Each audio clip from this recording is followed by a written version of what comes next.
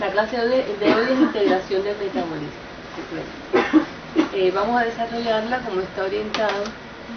La primera hora vamos a dar la clase de todos los tejidos, cómo se integran en diferentes situaciones, el papel que tienen, de acuerdo con su especialización, y posteriormente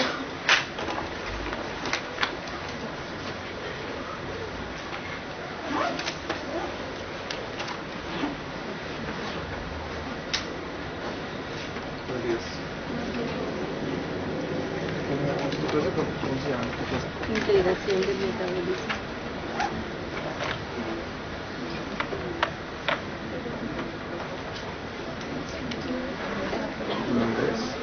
Lilia del Riesgo. Del Riesgo. Riesgo del Riesgo. Muchas gracias.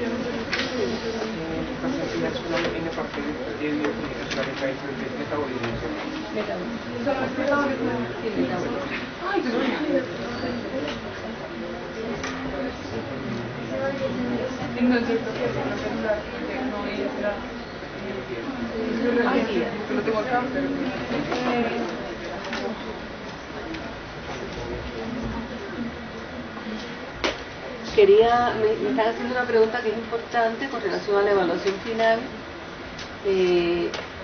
Independientemente que la evaluación final tenga mucho énfasis en metabolismo general, metabolismo de carbohidratos, de lípidos, de compuestos nitrogenados e integración del metabolismo.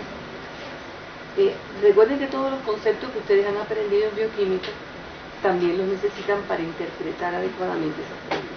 ¿Está claro?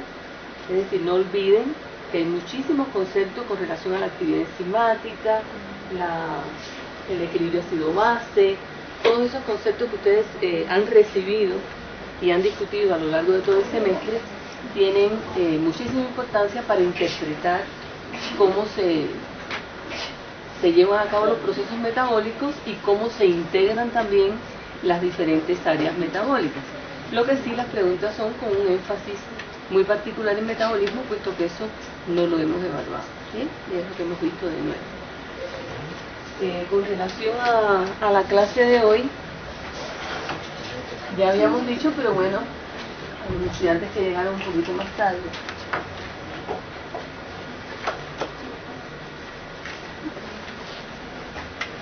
Recordarles que en la clase de hoy nosotros vamos a desarrollar durante la primera hora, más o menos 45 primeros minutos, la clase de integración del metabolismo, puesto que vamos a ver el metabolismo particular de los tejidos. Ustedes lo tienen en su presentación, en la plataforma, pero adicionalmente cómo se integran los diferentes tejidos, que yo recuerdo ustedes en la clase pasada que tuvimos con metabolismo nitrogenado. Al final de la clase yo les recomendé mucho que ellas fueran haciendo como una consolidación del comportamiento de los diferentes tejidos, los procesos metabólicos en cada tejido, en cada situación, es decir, en la posingesta, ¿sí?, que es lo que hemos estado manejando a lo largo del semestre, puesto que son situaciones fisiológicas, y posteriormente también en los periodos interalimentarios, en el ayuno, en la actividad física, ¿sí? Pero hacer ese consolidado es importante para ustedes, para que tengan una panorámica general de lo que sucede en el metabolismo en condiciones de salud, que es lo que les permite ya a partir del semestre próximo comenzar a interpretar qué sucede con todos esos procesos metabólicos de cada tejido en situaciones de enfermedad. ¿Está claro? Para que puedan hacer esa integración de una manera óptima.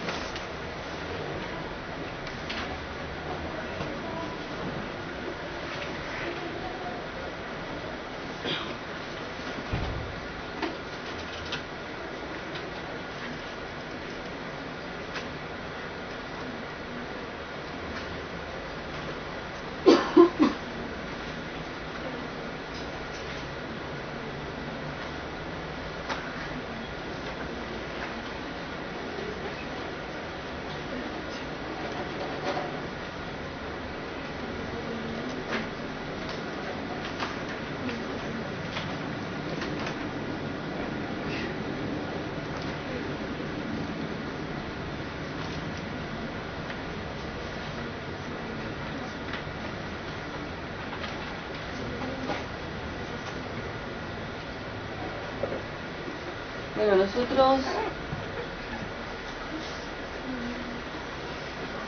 hemos manejado los procesos metabólicos de cada área, pero desde el principio que comenzamos a hacer el análisis del metabolismo de carbohidratos, ustedes ya fueron viendo la integración que se está dando siempre en nuestro organismo acerca del metabolismo de carbohidratos con otras áreas. ¿Bien? Desde que comenzamos el estudio de la glicólisis como proceso central, ¿recuerdan? La vía glicolítica o glucolítica como proceso central de todo el metabolismo de los carbohidratos. Y como esa vía metabólica, que es citoplasmática, en los diferentes tejidos tiene asociaciones a través de sus intermediarios con otras áreas. En la posingesta analizamos que la carga energética está como, para ubicarnos un poco en esto. Está alta, es decir, tenemos una mayor concentración de energía y por lo tanto la concentración del ATP está aumentada. Eso implica que esta vía, como muchos procesos metabólicos catabólicos, tiene una regulación negativa, es decir, el ATP es un inhibidor alostérico, modulador alostérico negativo o efector alostérico negativo, se le puede llamar de todas esas maneras, y definitivamente la velocidad de la glicólisis en esas condiciones va a estar como cuando el ATP está aumentado. Recuerden siempre ese efecto, porque hay dos aspectos muy importantes que ustedes deben tener muy en cuenta en la regulación del metabolismo. Uno es la carga energética, ¿sí? Cómo la carga energética influye, ¿sí?, sobre la actividad de enzimas reguladoras. Eso es importante. Y el otro factor importante es la regulación hormonal. Son dos aspectos importantes. Entonces en la posingesta tenemos una carga energética alta, ¿cierto? Quiere decir que tenemos más concentración de ATP que de ADP y fosfato. ¿Está claro? Nada es absoluto. Esas concentraciones fluctúan, varían en las 24 horas del día. Por tanto, los procesos y las velocidades de los procesos también cambian. En ese momento que después que ingerimos alimento, un tiempo después, esta velocidad de la glicólisis se da la glicólisis, pero es más lenta la velocidad. Eso hace que esos intermediarios de la vía glicolítica se acumulen en las células y algunos pasan a vías anabólicas. Otro efecto importante que tenemos que tener en cuenta en la posingesta es la regulación hormonal. ¿Qué hormona estamos segregando en la posingesta? La insulina. Recuerden, el estímulo para la secreción de insulina fundamentalmente es el aumento de la glicemia, ¿sí?, el aumento de la glucosa en sangre. A nivel del tejido pancreático eso tiene un efecto, aumentando la secreción de esta hormona. ¿Sí? Justamente la insulina, ¿qué efecto tiene sobre la glicólisis? Sobre esas mismas enzimas reguladoras de la glicólisis. Activadora, puesto que induce la síntesis. Es un efecto genómico, recuerden. Induce la síntesis de estas enzimas reguladoras, lo cual hace que la glicólisis se dé. Pero al estar aumentada la carga energética, la velocidad se acelera. ¿Sí? Son dos efectos. Ninguno de los dos es un efecto absoluto que o aumenta o disminuye o frena o, en fin, o acelera. No. Recuerden que esas velocidades fluctúan. Es importante que tengan esa claridad por el dinamismo del metabolismo, que es lo que permite esos cambios que se dan en el organismo y que permiten la adaptación metabólica ante los cambios nuestros en el día, durante el día. Y también verán ustedes a partir del semestre que viene esas adaptaciones metabólicas en las enfermedades. Se producen adaptaciones metabólicas, lo que no resuelven la complicación que ha generado la enfermedad, sino que muchas de estas adaptaciones metabólicas llevan a más complicaciones, a mayor número de complicaciones. Pero en estado de salud, esas adaptaciones tienden a resolver esa situación. Por lo tanto, al hacerse lenta la velocidad de la glicólisis, ya sabíamos qué intermediario de la vía glicolítica pasa a la síntesis de lípidos de almacenamiento, recordemos. De las dos triosas, ¿se acuerdan de la reacción? ¿Cuál es la triosa que sigue la transformación en glicerofosfato, L-alfa-glicerofosfato, ¿se acuerdan? Para sintetizar triacilglicéridos. Recordemos esto, el fosfato, dihidroxicetona fosfato, ¿bien? Esa es la triosa que va a predominar. Fíjense que las palabras que se utilizan siempre es predominio, que va a predominar su concentración. Y esa triosa pasa a transformarse en el glicerol activado, L-alfa glicerofosfato. Igualmente, al hacerse lenta la glicólisis por el ATP alto, se sigue formando piruvato, por supuesto, en menor cuantía, que se sigue pasando a la mitocondria, por su transportador específico a nivel mitocondrial, de la membrana mitocondrial, y ya dentro de la mitocondria se oxida y se transforma en acetil-CoA. Eso lo tenemos clarito. Esa acetil-CoA tiene un destino metabólico. Estamos en la posingesta, estamos en la plétora en cuanto a carbonos que nos están llegando a los tejidos, sobre todo en forma de glucosa. ¿Sí? Entonces, entra y se transforma en acetil-CoA, que pasa a qué proceso? Al ciclo de Krebs. Sin embargo, estamos en una carga energética alta y es importante analizar eso de manera general. Ese ATP que está aumentado, ¿qué efecto tiene en la actividad de las enzimas reguladoras del ciclo de Krebs? Es inhibidor alostérico también. Fíjense que no es mucho, es más bien un análisis muy lógico, de lógica molecular, de lógica metabólica, pero lógica.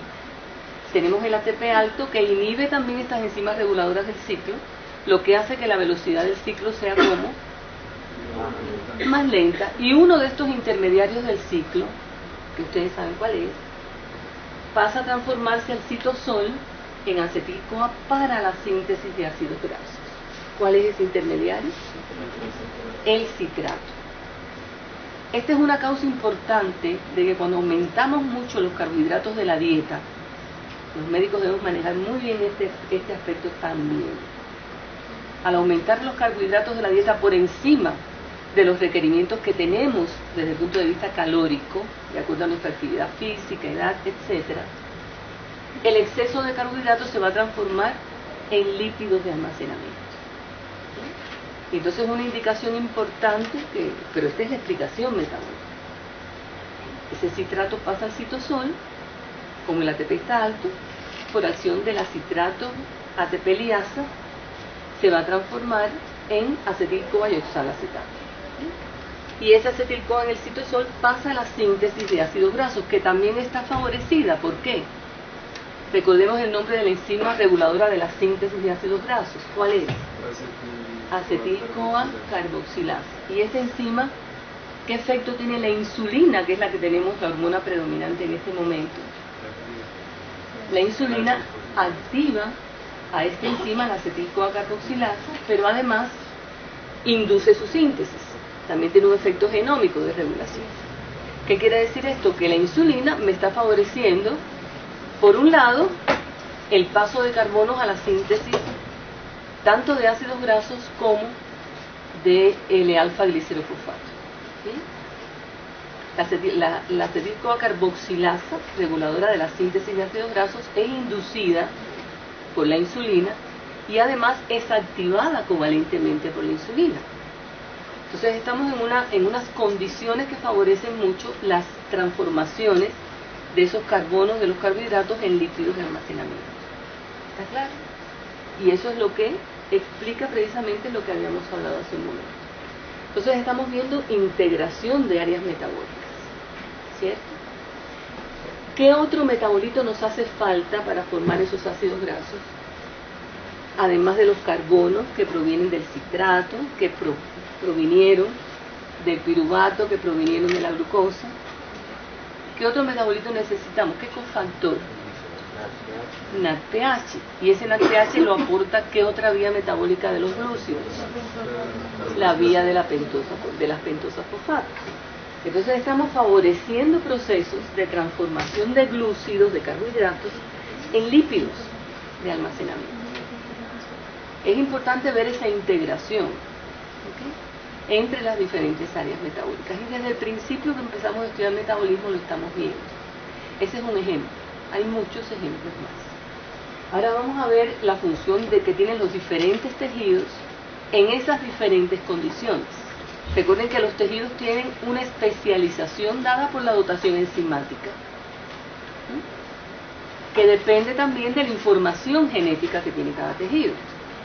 Por esa razón hay tejidos que sirven para almacenar, o su función principal es de almacenamiento de nutrientes, pero en dependencia de las condiciones metabólicas, esos tejidos pueden también producir nutrientes para otros. Y es el caso particular de qué tejido. El hígado, el tejido hepático. El tejido hepático tiene enzimas para sintetizar glucógeno, para sintetizar VLDL, que son lipoproteínas ricas en triacilglicéridos, pero a su vez, eso es en la posingesta, en los periodos interalimentarios, el tejido hepático tiene enzimas para degradar ese glucógeno, formar glucosa a partir de otros compuestos no glucídicos, ¿sí? Y también formar cuerpos cetónicos. ¿Qué sucede con esa glucosa que se genera en el hígado? Al tener una enzima que la desfosforila el tejido hepático, permite que esa glucosa salga a la sangre, explica eso. Y es lo que explica que el hígado aporte glucosa en los periodos interalimentarios a todos los tejidos. Sistema nervioso, músculo, los tejidos que le están requiriendo en esos periodos, pero también puede aportar cuerpos cetónicos a otros tejidos, porque la cetogénesis es un proceso hepático supremamente importante. Pero bien, vamos a ir viendo poquito a poco esas relaciones metabólicas. Primero que todo, aquí tenemos varios tejidos, vamos a ir viendo de manera general.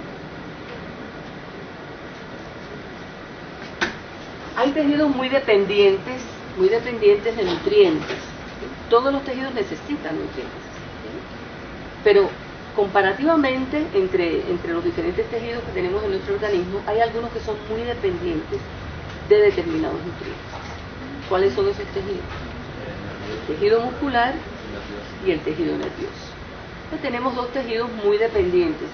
El sistema, tanto muscular como nervioso, todos esos tejidos dependen mucho del aporte de glucosa para su actividad metabólica, puesto que consumen una gran cantidad de energía y una vía rápida de obtención de energía es la glicólisis. ¿Está claro? Precisamente porque es una vía citoplasmática que aporta en condiciones anaeróbicas no tanta cantidad de ATP, pero de manera rápida sí lo aporta al tejido muscular. El tejido nervioso, ¿por qué necesita tanta energía? Porque hay muchas funciones, una de ellas es la transmisión del impulso nervioso. Son procesos todos muy ligados a las bombas de sodio-potasio, a los gradientes iónicos, a la síntesis de neurotransmisores, a la liberación de los neurotransmisores, a la recaptura de estos neurotransmisores, que son procesos muy dependientes del aporte de energía. Y esa es la razón por la cual el sistema nervioso consume tanta energía y por tanto tanta glucosa. Es muy dependiente del aporte de glucosa. Tenemos un tejido aquí en la parte derecha de la lámina, que es el tejido pancreático. Este tejido pancreático tiene sus funciones. Es muy bueno que ustedes revisen. Ustedes tienen libros muy buenos que pueden revisar aquí en la biblioteca, como el libro, por ejemplo, de patología de Robbins. Es un libro excelente que integra mucho los conceptos generales de las diferentes disciplinas que ustedes están viendo en su carrera, de anatomía, o sea, de morfología en general, de bioquímica, de fisiología, entonces esa inmunología, esa integración ustedes necesitan irla haciendo a lo largo de su tránsito por la carrera. Y por ejemplo, en el caso del tejido pancreático, tiene, por su estructura, tiene una porción que le llaman exocrina, ¿cierto? Y otra porción endocrina. La exocrina, ¿qué es lo que sintetiza? El jugo pancreático, que contiene ¿qué? Las sales lineales, vamos a dejar de otro lado ahí, cerca del hígado. ¿Qué contiene ese jugo pancreático? Es tan importante. Es una secreción exocrina. base a la luz intestinal. ¿Uno tiene? Iones bicarbonato, y eso que tú acabas de mencionar es supremamente importante, es importantísimo. Esos iones bicarbonato, ¿qué función tienen en la actividad de la digestión?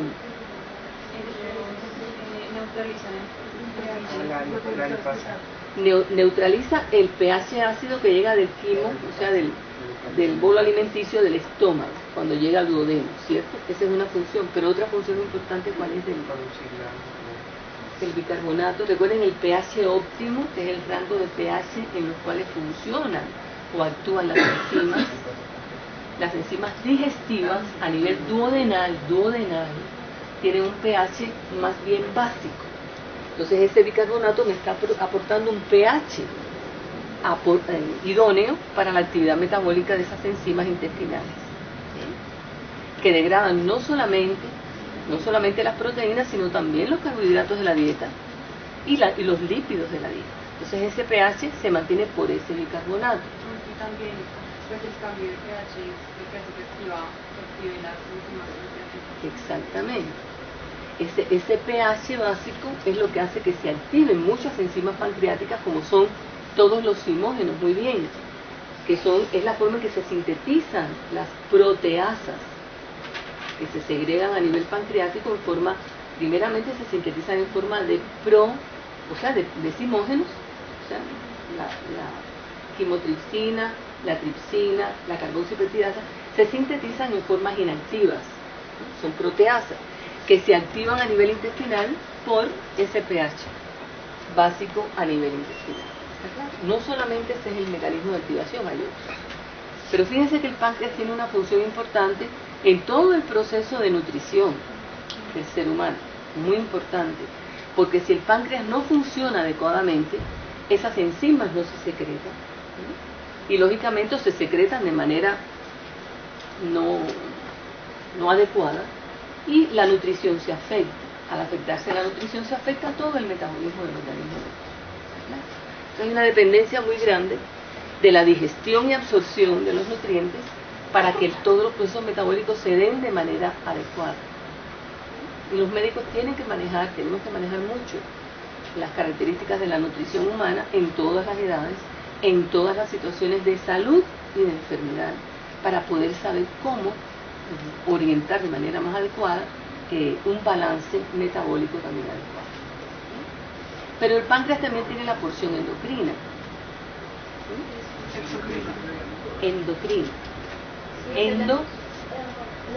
La exocrina fue la que analizamos hace un ratito, ¿bien? Y la endocrina, muy bien, síntesis y secreción de hormonas que regulan una gran cantidad de procesos metabólicos esenciales. Sintetiza la insulina y produce la secreción de esta hormona también, y el glucagón. A nivel pancreático existe una regulación. Recuerden que hay una porción del páncreas endocrino que son los islotes de Langerhans, tienen diferentes tipos celulares, con diferente dotación genética, y lógicamente eso es lo que implica que en algunos de estas células, alfa, beta, delta, se sinteticen diferentes hormonas, ¿no? También está la somatostatina, que también es otra hormona pancreática que regula la secreción y los niveles plasmáticos tanto de glucagón como de insulina. Entonces el tejido pancreático tiene una función trascendental también en todo el metabolismo, o sea, es muy importante y se relaciona con todos los procesos metabólicos y con todas las áreas y otros sistemas. Está muy relacionado con el sistema digestivo directamente, con la nutrición humana y con todo el metabolismo. A nivel del tejido pancreático hemos estudiado muchísimos procesos. Sabemos ya la función que tiene este tejido igual. Es un tejido complejo en estructura y en función. Tiene funciones exclusivas, como vimos en el páncreas también hay funciones exclusivas. A nivel del sistema nervioso hay funciones exclusivas, ¿está claro? Pero a nivel pancreático, hepático, hay funciones muy específicas que mantienen también esa homeostasia, ¿sí? Ese equilibrio en el metabolismo general y de funciones. Primero que todo es un tejido que almacena glucosa en forma de glucógeno, tiene las enzimas para transformar la glucosa también en lípidos de almacenamiento. No almacena los lípidos ahí, pero a partir del tejido hepático se sintetiza una lipoproteína, recuerden, las VLDL, muy ricas en triacilglicéridos. Recordemos eso. Y eso es en la posingesta. Por lo tanto, el tejido hepático tiene una función de regulación también, no solamente de la glucemia, sino también de la lipemia. Si está funcionando bien, regula, contribuye a la regulación de las concentraciones plasmáticas de glucosa y también de las concentraciones plasmáticas de lípidos, ¿sí?, en caso de salud. Por otro lado, el tejido hepático tiene muchos procesos que son exclusivamente hepáticos, procesos de detoxificación, ¿sí? Estudiamos en las clases pasadas la detoxificación del amonio, ¿sí?, la ureogénesis hepática. Es un proceso hepático trascendental. Cuantitativamente es el principal proceso mediante el cual se elimina una sustancia altamente tóxica, que es el amonio, porque se transforma en una no tóxica, recordemos, que es la urea. Y posteriormente esa urea se elimina de nuestro organismo. Pero también detoxifica otra molécula que se sintetiza nitrogenada, que se produce en el catabolismo de otro compuesto nitrogenado. ¿Cuál es? Y que ustedes van a ver, recuerden en la clase pasada yo les dije, las alteraciones del metabolismo de esta molécula son numerosas, muy diversas, atañen a diferentes tejidos, a diferentes áreas, y lo van a ver con mucha frecuencia en su práctica médica, que es el producto final del catabolismo del grupo hemo, ¿se acuerdan? Hemo, sobre todo el anillo porfirina, que es la bilirrubina. La bilirrubina se detoxifica a nivel hepático. Es una molécula apolar, la bilirrubina. Por esa razón, cuando se produce a nivel del sistema retículo endotelial en general, es una molécula que tiene que viajar por vía sanguínea unida a la albúmina, por su naturaleza polar. El hígado, al llegar al hígado, entra la bilirrubina y se conjuga por una enzima exclusivamente hepática, que es la glucuroniltransferasa, y la transforma en una molécula soluble. Ese es un proceso de detoxificación, transformar una molécula no soluble en una soluble. Es uno de los tantos mecanismos de detoxificación que existen a nivel del tejido. Este es un tejido que detoxifica una gran cantidad de moléculas, algunas, como ya acabamos de mencionar, propias de nuestro metabolismo, y otras que no lo son. Muchísimos medicamentos se detoxifican a nivel hepático. De aquí la importancia de la regulación en los pacientes de la prescripción de determinados tipos de medicamentos, conociendo si tiene bien o no la función hepática. Es muy importante, puesto que si se afecta esta función por diferentes razones, esa detoxificación de ese medicamento en particular, o lo que sea, pues no se produce de manera adecuada y puede producir más complicaciones que beneficios. Hay que saber y manejar estos aspectos supremamente importantes. Pero el hígado también, en condiciones de periodos interalimentarios, ayuno, actividad física, genera moléculas para otros tejidos, como son el sistema nervioso, el tejido muscular, muy dependientes de estos nutrientes, como es la gluconeogénesis hepática, la cetogénesis hepática, la glucogenólisis hepática, que está aportando tanto glucosa como cuerpos cetónicos para otros tejidos, que los consumen de manera importante y eficiente en determinadas condiciones. Y eso nos mantiene también en ese equilibrio. El tejido adiposo. El tejido adiposo ya sabemos que tiene muchas funciones importantes, no solamente es la transformación de esos carbonos de glucosa, sobre todo, de esos ácidos grasos que nos llegan, transportados por las lipoproteínas ricas en ellos, a este tejido, no solamente los transforman en triacilglicéridos, esa es una importantísima función del tejido adiposo blanco, que ponen los dos tipos de tejido adiposo. Pero además el tejido adiposo tiene funciones endocrinas muy conocidas hace mucho tiempo ya, puesto que en estas células del tejido adiposo se sintetizan las llamadas adipoquinas, como la leptina, la adiponectina, entre otras, hay muchas más. Estas hormonas tienen también efectos de regulación metabólica en general. La leptina en particular es una hormona muy asociada con la saciedad, ¿cierto? Es decir, con la anorexia, la falta de deseos de ingerir alimentos. Mientras que ya veremos qué pasa cuando hay alteraciones, esta hormona se convierte en una hormona disfuncional que no controla este proceso en condiciones de enfermedad. Pero en condiciones de salud tiene ese efecto, porque tiene un efecto a nivel hipotalámico de inhibición del neuropéptido Y. El neuropéptido Y a nivel hipotalámico lo que estimula son los deseos de ingerir alimentos, la orexia. Mientras que la leptina, al inhibir el neuropéptido Y, es una hormona que regula la ingesta, la periodicidad de la ingesta, porque produce esa sensación de saciedad. Es una hormona muy asociada también con los efectos metabólicos de la insulina en general. Hay una enfermedad muy importante desde el siglo pasado, importantísima, relevante, una enfermedad nutricional por exceso, que es la obesidad, que está asociada a una gran cantidad de trastornos metabólicos y de trastornos fisiológicos y de enfermedades en general, muy asociada a la hipertensión arterial, a la resistencia a la insulina, a la diabetes tipo 2, diabetes mellitus tipo 2, asociada muy directamente también a trastornos a nivel endotelial, las llamadas vasculopatías, que se pueden presentar en la diabetes, se presentan en general en las dislipidemias, y por lo tanto es una enfermedad muy complicada, definitivamente muy complicada. Tan complicada es una enfermedad por exceso que por defecto también.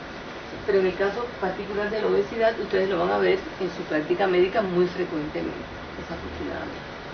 En esas condiciones, pues, esa función del tejido adiposo endocrina cambia. O sea, ya no es la misma función de estas hormonas y se afecta. Hay otra hormona del tejido adiposo que es la adiponectina. La adiponectina tiene funciones muy importantes, también reguladoras, porque aumenta o activa la betoxidación de ácidos grasos tanto en tejido hepático como en tejidos extrahepáticos. La adiponectina. Y aumenta la sensibilización a la insulina de los receptores para esta hormona. ¿Sí? Esto también cambia en la obesidad. Esto también cambia en la diabetes tipo 2. Les menciono mucho la diabetes tipo 2 porque está mucho más asociada al sobrepeso y a la obesidad que la diabetes tipo 1. Sin embargo, no podemos nunca encasillar que esto tiene que manifestarse de esta manera, puesto que no hay enfermedades, hay enfermos, y cada enfermedad en cada persona tiene su manera de manifestarse. Hablamos del tejido muscular. El tejido muscular ahorita veremos, hay particularidades de las fibras musculares en cuanto a sus características metabólicas. Ahorita veremos eso. Es un tejido muy dependiente del aporte de nutrientes, almacena glucógeno y degrada glucógeno para su utilización metabólica, a diferencia del tejido hepático. El tejido hepático degrada glucógeno y exporta glucosa para otros tejidos, mientras que el tejido muscular degrada glucógeno, pero la glucosa 6-fosfato se queda en el tejido muscular y sigue la glicólisis para aportar energía al propio tejido. No tendría, si nos ponemos a pensar, mucha lógica que esa glucosa se desfosforile y salga a la sangre en el tejido muscular. No tiene sentido, puesto que es un tejido muy dependiente del aporte de energía de la glucosa. ¿Claro? Entonces, al carecer este tejido, el tejido muscular, de la glucosa 6-fosfatasa, enzima que sí está presente en el hígado, es lo que explica la diferencia en ese destino final metabólico de la glucogenólisis hepática y la glucogenólisis muscular. En el hígado ese producto final se desfosforila, sale a la sangre y pasa al músculo, al cerebro, a los tejidos que la necesiten, en las mismas condiciones metabólicas, mientras que el músculo produce también, por el mismo efecto de regulación hormonal, en este caso, la degradación de ese glucógeno, pero el producto final se queda en este tejido. Al carecer de la glucosa 6-fosfatasa, se queda ahí y sigue la vía glicolítica, aportando energía al tejido muscular. Este tejido muscular, igualmente, tiene, como les decía, diferentes tipos de fibras. Las fibras blancas tienen menor contenido de mitocondrias, por tanto su metabolismo es básicamente ¿de qué tipo? La glicólisis es anaeróbica. Mientras que las fibras rojas, muy ricas en mitocondrias, tienen un metabolismo francamente aeróbico.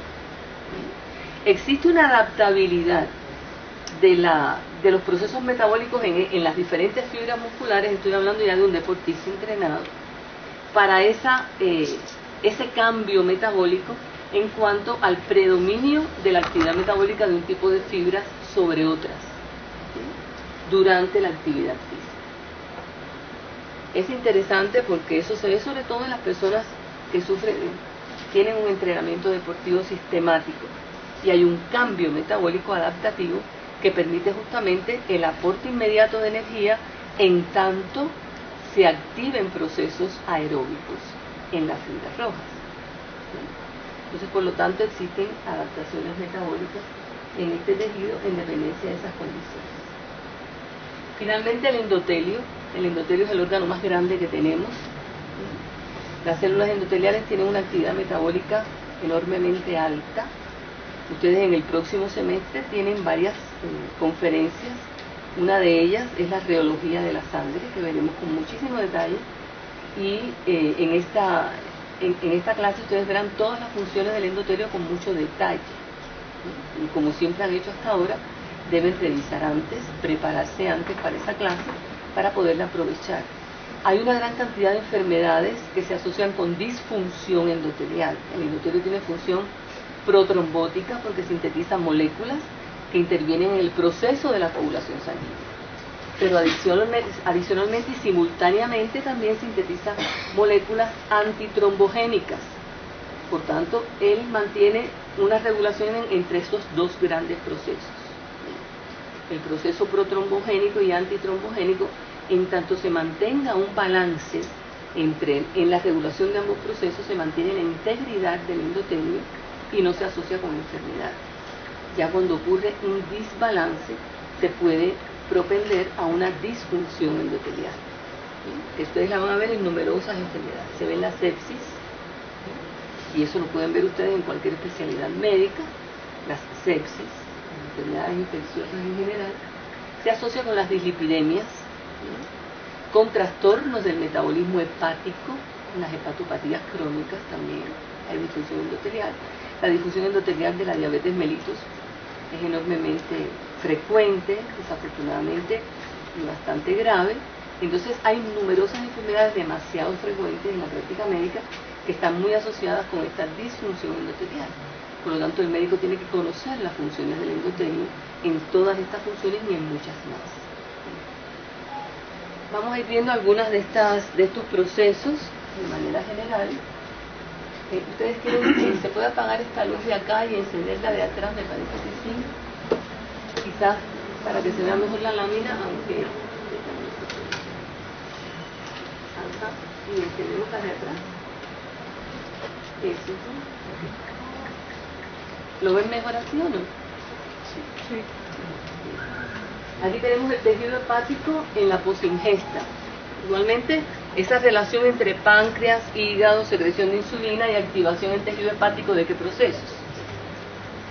En este momento en la posingesta que estamos viendo acá.